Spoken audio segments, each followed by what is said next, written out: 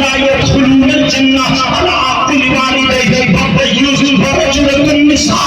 نبی فرماتے ہیں آمنہ کے لال فرماتے ہیں کہ 3 لوگ جنت میں نہیں جا سکتے. یہ کوئی مولانا نہیں کہتا ہے, یہ نہیں کہتے ہیں 3 لوگ جنت میں نہیں جا سکتے. اور یہ بھی کان کھول کے سنا, اگر نبی جس کو جنت سے روک دے تو کوئی مولانا جنت میں نہیں لے جا سکتا. اگر نبی جس کو جنت سے روک دے تو کوئی مفتی جنت میں نہیں لے جا سکتا. اگر نبی جس کو جنت سے منع کر دے تو کوئی پیر جنت میں نہیں لے جا سکتا. اگر نبی جس کو منع کر دے تو کوئی صوفی جنت میں نہیں لے جا سکتا.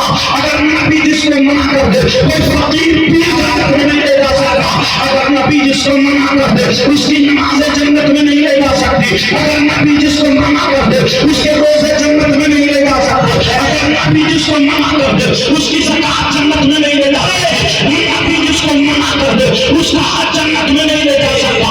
نبی جس کو منع کر دے کوئی مائی کا لال جنت میں نہیں لے جا سکتا. پوری دنیا کے مولویوں سے ٹکراؤ, مفتیوں سے ٹکراؤ, اگر میری بات غلط ثابت ہو جائے تو مولانا انعام دے کر آئے گا. اگر نبی جس کو منع کر دے کوئی مائی کا لال جنت میں نہیں لے جا سکتا. اور نبی کہتے ہیں 3 لوگ جنت میں نہیں جا سکتے. ایک تو ماں باپ کو سلانے والا جنت میں نہیں جا سکتا. دوسرا کون جنت میں نہیں جا سکتا؟ اور ماں باپ سنو, جس کی بیٹیاں آوارہ کھود رہی ہے, جس کی بیٹیاں فیشنیبل کپڑے پہنے ہیں, جس کی بیٹیاں غیر لڑکوں سے ملائی چیٹنگ اور سیٹنگ کر رہی ہے, جن کی بیٹیاں دوسرے لڑکوں سے بوائے فرینڈ بنا کر کے جو برگر کھانے جا رہی ہے, اور پزا کھانے جا رہی ہے, مومیز اور چاؤمین کھانے جا رہی ہے, وہ ماں باپ اپنی بیٹیوں کے چالے چلن سے راضی ہے. وہ ماں باپ دیوس ہے, نبی فرماتے ہیں وہ ماں باپ جنت میں نہیں جا سکتے. اپنی خیر بناؤ, نمازیں کتنی پڑھو, روزے کتنے رکھ لو, زکات کتنی دے لو, اگر تمہاری بیٹیاں تمہارے ہاتھوں سے نکل گئی ہے, پہناوا غیر ہوتا ہے, چال چلن غیر ہوتا ہے, اور تم راضی ہو, وہ جنت میں جانے کے حقدار ہیں. نعرہ تکبیر, نعرہ رسالت, عصمت مصطفیٰ, سادات کرام, حضور سید حسین میاں صاحب قبلہ فیضان واحدی صاحبی. نعرہ تکبیر, نعرہ رسالت. اس لڑکی کی آنکھوں میں آنسو, میری اسلام کی شہزادی ہو, میری بچی ہو, میں تمہیں الزام نہیں لگاتا ہوں. میری بہن جمعے کے دن یہاں پر اجتماع ہوتا ہے, ڈاکٹر صاحب کی اہلیہ اس کی بات کو سنبھالتی ہے, اور وہ کچھ بہنیں ہیں, کئی لڑکیاں بڑی محنت کرتی ہیں, صبح سے لے کر کے 10-11 بجے تک تمہارے گھروں کے لیے چکر لگاتی رہتی ہے. آ جاؤ ذرا اجتماع میں, تو اجتماع میں اگر آگے تمہاری بیٹیوں کو پتا چلے گا دوپٹہ کیسے اوڑھا جاتا ہے,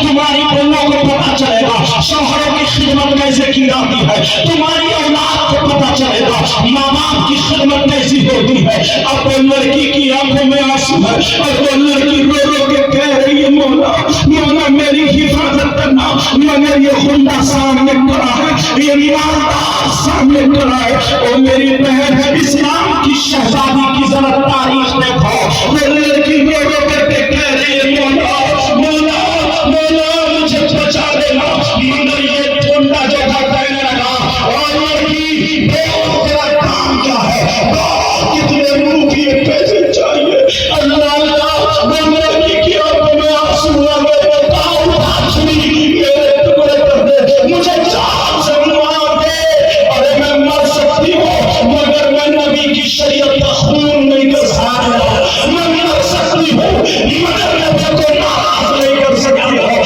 یہ لڑکی وہاں سے واپس چلی آتی ہے, اس سے جواب دے کر کے چلی آتی ہے, اور روتی ہوئی گھر آ کے بیٹھ جاتی ہے. لیکن دن ب دن گزرتے جاتے ہیں, مہینے گزر جاتے ہیں, جب کچھ دن گزرتا ہے اللہ تعالیٰ نے امتحان لینا شروع کر دیا ہے. اور میری بچی ذرا سن لینا, اللہ تعالیٰ نے امتحان لینا شروع کر دیا ہے. ہماری معاملہ یہ ہوا, پہلے اس بستی میں سیلاب آیا, سیلاب آیا تو ساری فصل ختم ہو جاتی ہے, اس کے بعد سوکھا پڑ جاتا ہے, ساری پڑ جاتی ہے. تم یہ لاک ڈاؤن میں دیکھا ہوگا, لوگوں کے یہاں کھانے کو نہیں تھا, صرف تھوڑے ہی دنوں کا تھا, مگر وہ غریب بچی ہے, مالدار کے گھر میڈیم لوگوں کے چوجے چلنا بند ہو گئے ہیں, لیکن اس غریب بچی کا نام شوہر ہے, اس غریب ماں کا نام